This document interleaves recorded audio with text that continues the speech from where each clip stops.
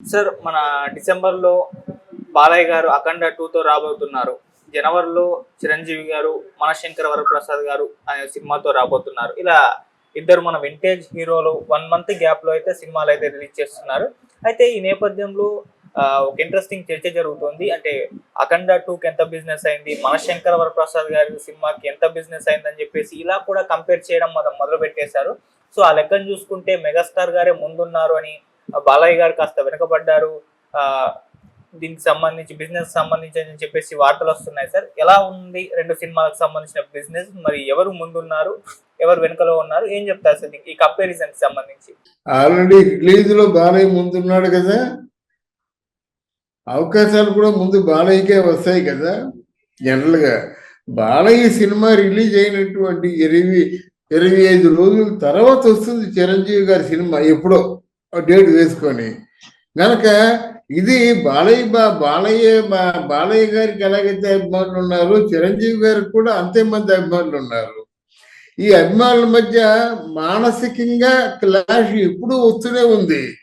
ఈ మధ్య వరుసగా బాలయ్య పిక్చరు ఈ అఖండ తాండం హైప్ వస్తున్నట్టయితే దాని మీద కౌంటర్లు వస్తాయి. ఏదో అందులో కౌంటర్ అనుకుంటున్నాను తప్ప there is no comparison in between Balayya's picture and Chiranjeevi picture. అలాగని చిరంజీవి గారికి మనం ఏది విరోధంగా చెప్పడం లేదు, మనం వాళ్ళకి వ్యతిరేకం కాదు. ఉన్న వాస్తవం మనం క్యాలిక్యులేట్ చేసి చెప్పుకుంటున్నాము. చిరంజీవి గారి పిక్చర్ మామూలుగా లైటర్ వేలో వెళ్ళే పిక్చర్ అన్నమాట, కొంత కామెడీ ఓరియంటెడ్ గా ఉన్న పిక్చరు. ఈ బాలయ్య పిక్చర్ ఏంటంటే యాక్షన్ పార్ట్, దానికి ఒక థ్రిల్ లింక్ ఎన్ని ఉన్నాయన్నమాట. ఒకటి కాదు 2 పాత్రలు చేస్తున్నాడు బాలయ్య బాబు. అంటే 2 పాత్రల్లోనూ 2 వైవిధ్యమైనటువంటి నటులు చూపిస్తారు. తర్వాత ఏమో బాలయ్య సినిమాలకి దేనికైనా తమను చాలా మంచి ఎఫెక్ట్. దాన్నేమో వీళ్ళు ఏమని అంటున్నారంటే ఏదో మామూలుగా అడ్డగొడ్డు కొట్టారని చెప్పేసి చదివాను, నేను చూశాను. నేను అలాగంటే వీళ్ళు కేవలం వ్యతిరేకంగా మాట్లాడడం కాకుండా ఏ ఆధారంతో మీరు వ్యతిరేకంగా మాట్లాడారు అనే విషయం మనం చెప్పాలి. చెప్పకపోయినట్టయితే అది కరెక్ట్ కాదు. తర్వాత ఏమో మొత్తం బాలయ్య పిక్చర్కి టోటల్ బిజినెస్ 120 కోట్లు అన్నారు. వీళ్ళు చెప్తుంది ఆ 120 కోట్లు కాదు, అక్కడ ఎంత అయిందంటే మన ఫిగర్స్ లో ఆ ప్రొడ్యూసర్లు చెప్పాలి. ఇప్పుడు వచ్చినటువంటి బిజినెస్ అంతా రికార్డు బిజినెస్, బాలయ్య సినిమాల్లో రికార్డు బిజినెస్ జరిగింది. గనక ఇవి కేవలం ఒకరి మీద ఒకరు నిందారోపణలు చేసుకుంటూ ఇది చెబుతున్న కామెంట్లే కానీ వాస్తవానికి ఇది నిజం కాదు. ఇప్పటికీ నేను చెప్తున్నాను, డెఫినెట్ గా మనశంకర వరప్రసాద్ కంటే Akhanda 2 definitely there is no comparison అని చెప్తున్నాను అన్నమాట. చాలా వైడ్గా పోతుంది, చాలా హైప్ వస్తుంది, బాలయ్య గారికి మంచి పేరు వస్తుంది. అసలు కంపేర్ చేయడానికి అవకాశం లేదు అన్నమాట. సార్ అఖండ 2 ఏమో పాన్ ఇండియన్ సినిమా, అన్ని లాంగ్వేజ్ లలో రిలీజ్ చేస్తున్నారు. మనశంకర వరప్రసాద్ గారేమో కేవలం తెలుగు సినిమా గానీ లోకల్ సినిమా గానీ తీసుకెళ్తున్నారు. మరి ఆ లెక్కన చూసుకున్నా కూడా అఖండ 2కే బిజినెస్ ఎక్కువ జరగాలి కదా అనుకోవచ్చా సార్? అందుకే నేను చెప్తున్నాను, అఖండ 2తో మనం కంపేర్ చేయకూడదు. అఖండ 2 ఇప్పుడున్న హైప్ లో సగం సక్సెస్ అయినప్పుడు కూడా పాన్ ఇండియా సినిమాగా చాలా మంచి కలెక్షన్లు వస్తాయి. మనం ఈ మధ్య ఇటీవల మాట్లాడుకుంటున్నప్పుడు ఓసారి చెప్పాను నేను, 500 కోట్ల క్లబ్ దాటి వెళ్ళొచ్చు అని చెప్పేసి. ఇప్పుడు అదే చెప్తున్నాను, 750 కోట్ల వరకు పాన్ ఇండియా సినిమాగా కలెక్ట్ చేస్తున్నటువంటి నమ్మకం మనకు ఉంది. మనశంకర వరప్రసాద్కి ఎందుకో దాన్ని ప్రమోట్ చేయడంలో ఈసారి అనిల్ రావిపూడి కొంచెం దెబ్బతింటున్నాడు.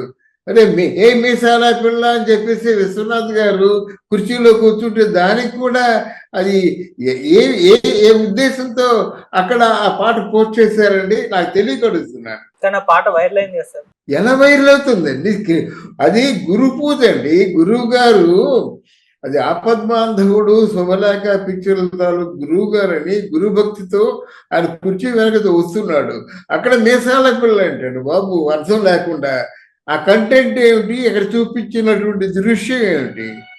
అందువల్ల అది వైరల్ అవ్వడం కాదు, వైరల్ అయితే ఎలాగైనా అవుతుంది. మీకు మీనింగ్లెస్ విజువల్స్ కూడా వైరల్ అవుతాయండి. ఏ మీసాల పిల్లని ఏదో పెద్ద దేశ నాయకుడు ఏదో పెద్ద పేర్లు ఎందుకండి, వాళ్ళ మీద పోస్ట్ చేసినా వైరల్ అవుతుంది. ఇవి మీమ్స్ కాదు కదా. దాన్ని అంటే మీరు ఒక విజువల్ చూపించినట్టయితే ఆ సినిమా మీద మనకున్న అభిప్రాయాన్ని పదింతలు పెంచాలి, కానీ ఏమాత్రం తగ్గించకూడదు కదా. సినిమా వాల్యూని తగ్గించకూడదు, ఆ విజువల్ వాల్యూని కూడా తగ్గించకూడదు. అది నా ఉద్దేశం. సరే, ప్రాపర్గా జరగటం లేదని అనిపించింది. పిచ్చి పిచ్చి డ్యాన్సులు, పిచ్చి పిచ్చి వాళ్ళందరూ డ్యాన్సులు వేయడం కూడా మీకు ఇది గోదావరి గట్టున చందమామ ఇది ఉంది కదా, అది అదిరిపోయింది అన్నమాట. ఎంత మీనింగ్ఫుల్ గా పబ్లిసిటీ చేసి, అంటే కంపేర్ చేయకూడదు, కానీ అలా ఉంటే మీనింగ్ఫుల్ గా పబ్లిసిటీ ఉంటే బాగుండేది. సినిమా రిలీజ్ అవ్వలేదు కదా, మరి సినిమాలో ఆ సందర్భానికి తగ్గట్టుగా తీసుకెళ్తారు. అనిల్ రావిపూడి గారు ఇప్పటి వరకు ఫెయిల్యూర్ ఎరగని డైరెక్టర్ గా sir. Yes, as far as my knowledge is concerned, as far as ఓ మీసాల పిల్ల తాలూకు ఆ పబ్లిసిటీ వాడుకున్నటువంటి విజువల్స్ కన్సర్న్, నేను చెప్తున్నాను అన్నమాట. సినిమా గురించి చెప్పడం లేదు. ఒక సినిమాని హైప్ చేసి ముందుకు తీసుకోవడం కోసం పబ్లిసిటీలో చాలా ముందుంటాడని చిరంజీవి గారు నమ్మారు. ఆ నమ్మకం వమ్ము కాకుండా చూసుకోవలసిన బాధ్యత అనిల్ రావిపూడికి కూడా ఉంటుంది. ఇప్పుడు ఆయన కేవలం ఎందుకు నమ్మారంటే, ఒక సినిమా చేయడమే కాకుండా పబ్లిసిటీ కూడా చాలా ముందుంటాడు. అసలు ప్రతి ఒక్కరిలో కూడా ఆ సినిమా బాగా చొచ్చుకుపోతుంది అనేటువంటి నమ్మకంతో చిరంజీవి గారు మాట్లాడారు. ఆ నమ్మకాన్ని వమ్ము చేయకుండా ఉంటే బాగుంటుంది. బట్ ఏదేమైనప్పుడు కూడా మనశంకర వరప్రసాద్ని దీంతో పోల్చవద్దని నా ఉద్దేశం. సార్, అఖండ 2తో మన బాలకృష్ణ గారు పాన్ ఇండియన్ మార్కెట్ లోకి ఎంటర్ అవుతున్నారు. మరి చిరంజీవి గారు కూడా పాన్ ఇండియన్ రేంజ్ లో అంటే సినిమాలు రావాలని చెప్పేసి ఆయన అభిమానులు కోరుకుంటున్నారు. మరి ప్రయత్నం జరుగుతుందా సార్? అంటే గతంలో కొన్ని జరిగాయి కానీ పెద్దగా వర్కౌట్ అవ్వలేదు. మరి ఇప్పుడు మున్ముందు వచ్చే అవకాశాలు ఉన్నాయా సార్? లేదండి, ప్యాన్ ఇండియా సినిమా ప్లాన్ చేసుకుంటున్నారు, కానీ దానికి ఎంత సమకూరాలి కదండి. కథ సమకూరాలి, ఆర్టిస్ట్ కాంబినేషన్ సమకూరాలి. ప్యాన్ ఇండియా అనేసరికి చిరంజీవి గారు ఒక్క సినిమా అయితే ప్యాన్ ఇండియాకి వెళ్ళిపోతుందా? ఇప్పుడు బాలకృష్ణ సినిమా ఉంది, ప్యాన్ ఇండియా సినిమాగా మారుతుంది అని అనుకుంటున్నాం. How far? అది కష్టం అన్నమాట. అందువల్ల దానికి ఒక ప్యాన్ ఇండియా సినిమాకి సెపరేట్ బడ్జెట్, సెపరేట్ ఒక మంచి కాంబో కావాలి, మంచి డైరెక్టర్ కావాలి, మంచి దానికి ఉన్నటువంటి హంగులు వేరుగా ఉంటాయన్నమాట. అంటే ఇతర సినిమాలతో పోలిస్తున్నప్పుడు కూడా ఈ సినిమా అన్ని విధాలా చాలా ఫార్ ఫార్ బెటర్ అనేటువంటి పేరు ఉంటే కానీ ప్యాన్ ఇండియా సినిమా అవ్వదండి. మిగతా భాషల వాళ్ళు కూడా ఎగబడి ఈ సినిమాని ఎందుకు చూస్తారు? అదే కదా, మిగతా భాషల వారికి కూడా నచ్చినట్టయితే అది ప్యాన్ ఇండియా సినిమా అవుతుంది. దాన్ని అటు క్రేజీగా చూసినట్టయితే, లేదా మనం చూసుకొని ప్యాన్ ఇండియా సినిమాని ఇలా పబ్లిసిటీలో మన మటుకు మనం అనుకుంటే మనం కొంచెం అర్థం తెలియని వాళ్ళగా మిగిలిపోతాం ప్యాన్ ఇండియా సినిమాకి. Okay sir, okay, thank you so much. Thank you అమ్మా, thank you very much. Sir, మీరు ముందు నుంచి కూడా మరి మనశంకర వరప్రసాద్ గారి పట్ల సినిమా పట్ల నెగిటివ్ గానే స్టేట్మెంట్స్ ఇస్తూ వస్తున్నారు. దానికి ఏమన్నా కారణం ఉందా సార్? బాలయ్య గారిని పొగుడుతున్నారు, చిరంజీవి గారి పైన ఇటువంటి కామెంట్స్ చేస్తున్నాం. సో ఇది ఎలా చూడొచ్చు అంటారు? చిరంజీవి గారికి నేను వీరాభిమానిగా చాలా వీడియోలు చేశాను. ఆయన క్యారెక్టర్ మీద నేను చేసినట్టుగా ఎవరు చేయలేదు, అర్థమైందా? ఆయన పెర్ఫార్మెన్స్ మీద కూడా నేను చేసినట్టుగా ఎవరు చేయలేదు. నిన్న కాక మొన్న వచ్చినటువంటి సైరా నరసింహారెడ్డి సినిమా గురించి, ఒరే సినిమాను బతికించుకోండిరా బాబు, తెలుగు ప్రేక్షకులు అయితే బతికించుకోండి అని చెప్పేసి ఎలుగెత్తి చాటాను.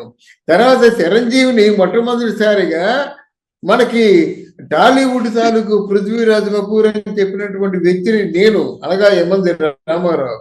నాకంటే చిరంజీవి గారిని ఎవరు సపోర్ట్ చేయలేదు. కానీ మనకి ఒక జర్నలిస్ట్గా మనం చెప్పేది ఏంటంటే, ఎన్ని ఊహాగానాలు కాకూడదు అన్నమాట.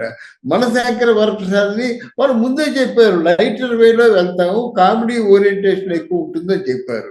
ఇది అలా కాకుండా కంప్లీట్గా ప్రేక్షకుల్ని పిచ్చోళ్ళు చేసేలాగా, మైకుతో ఊగిపోయేలాగా, థియేటర్లో పూటకాలు వచ్చేలాగా చేశారు వీళ్ళు.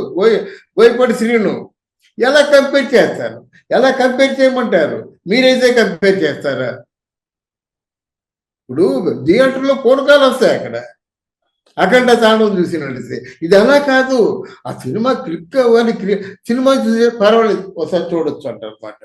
మరి చిరంజీవి గారి పిక్చర్ని ఒకసారి చూడొచ్చు అని చెప్పిన దానికి ఈ సినిమాని గంగ విరలిస్తూ చూసిన దానికి తేడా లేదండి.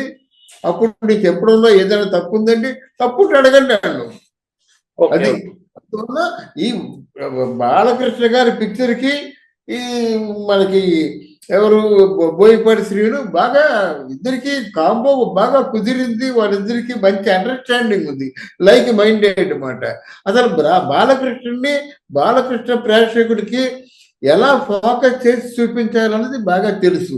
నాకు తెలిసి బి గోపాల్ తర్వాత మన బోయపాటి శ్రీను ఆ విధంగా చూపించాడు.